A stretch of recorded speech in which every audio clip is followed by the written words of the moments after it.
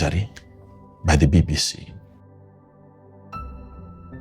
I would have wanted to see proper, undeniable proof. And it's not there. The documentary, there is nothing investigative about the documentary. It's an interview. It's an interview. You are inviting people to share their story. They did not give us any proof. There is no proof whatsoever. To me, crying is not enough.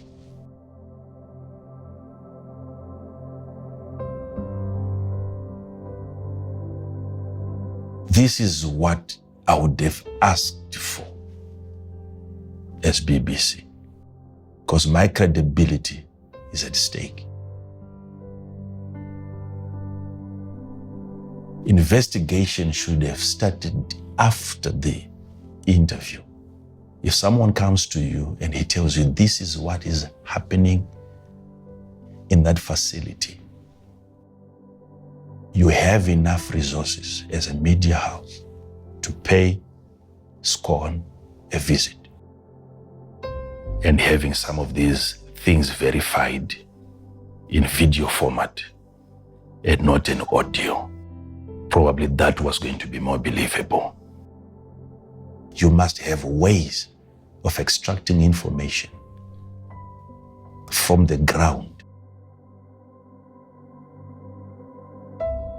You cannot hear that and you keep having certain rooms that cannot be opened, certain places, and no, people have told you something is happening there.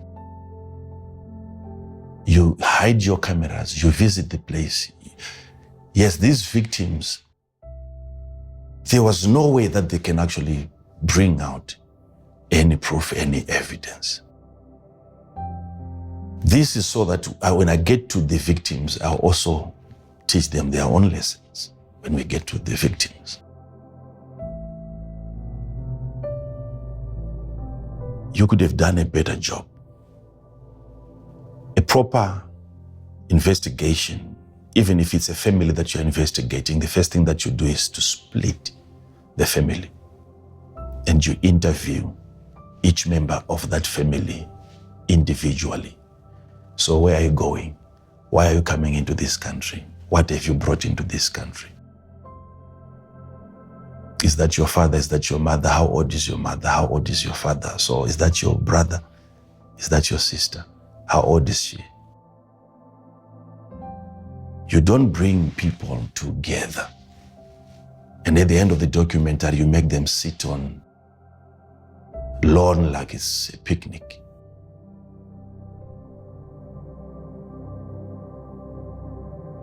If you think I'm attacking you as BBC, I'm even encouraging you to do a better job next time. You don't want to have a person being interviewed and you hear certain words being repeated by two different people. In as much as the modus operandi can be the same, it cannot be word for word. One person comes and then she says, and he lays me on the ground with my back like a plank. And the other one comes and she says, he lays me down like a log. Those are this one and the same thing. Why should you allow one person to listen to another person's interview before you interview him or her?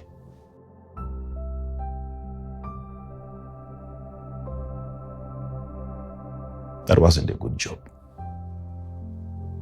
If you really wanted to destroy the church, you can do a better job than that one. You can do a much better job than that one. Now,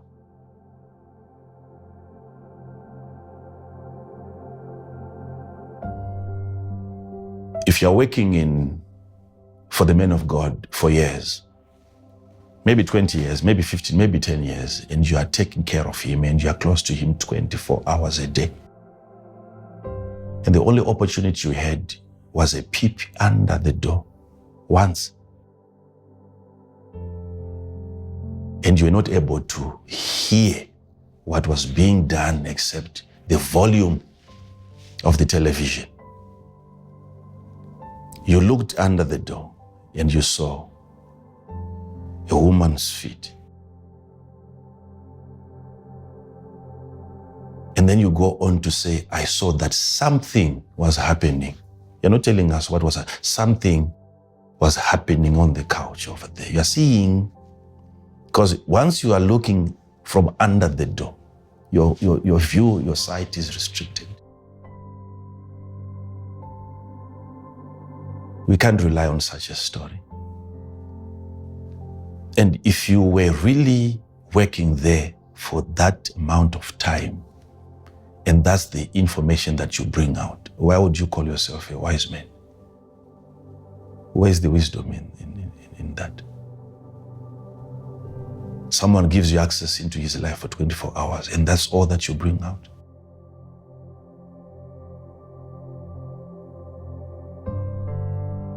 Am I blaming you for what you're saying? I'm just saying you're not the right person to be telling us the story. You are not smart enough to convince people like us.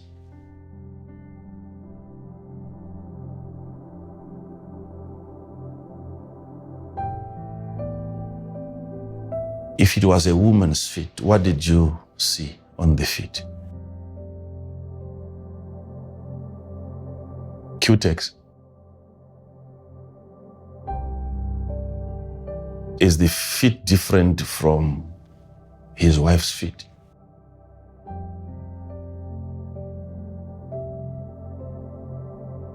What did you see on the feet that says that's a woman?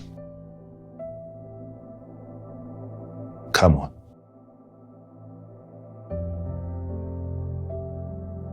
Come on. For the years that you have worked with the men, this is all that you can bring out. If I were BBC, I wouldn't have entertained that. If I'd entertained, I would do a better job, go further, get to the place, find ways. You can also book, you can also call. You also have beautiful ladies that you can also send. And they go there, they stay there as a guest.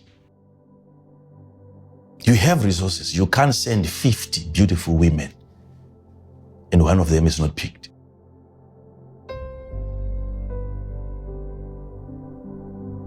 Why am I saying this? Already I'm dealing with the social media.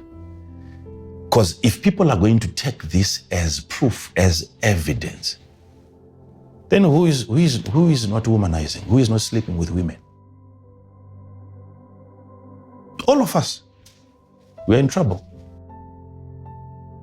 If people have stooped this low to listen to such presentations and they believe it, that the thing happened, we can't be happy seeing that, watching that, because then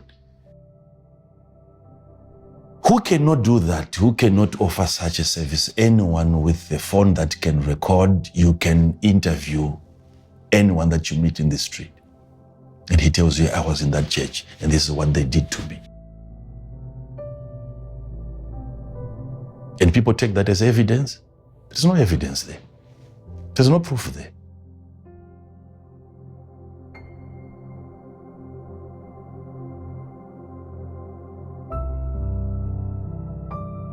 Am I discouraging these people from exposing men of God?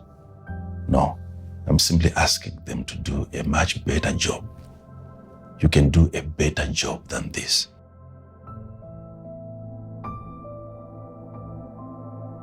But once people are trained and now they get used to considering this as evidence, imagine the world that we're going to live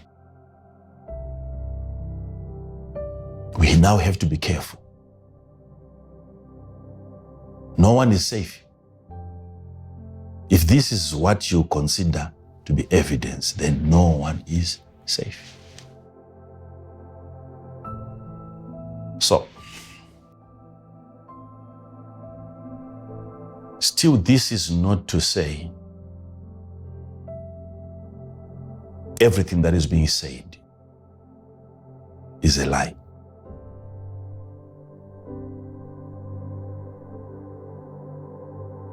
And I'm not saying TB Joshua did it.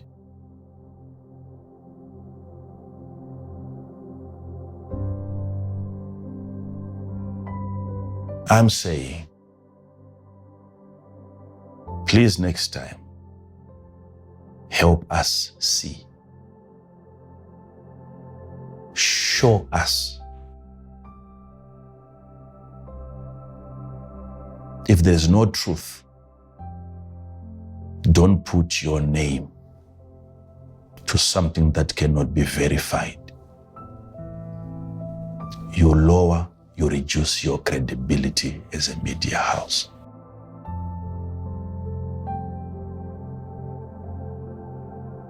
We know their intentions. Even if there was anything good in that church, BBC was never going to broadcast that. How do I know? I know where they are coming from.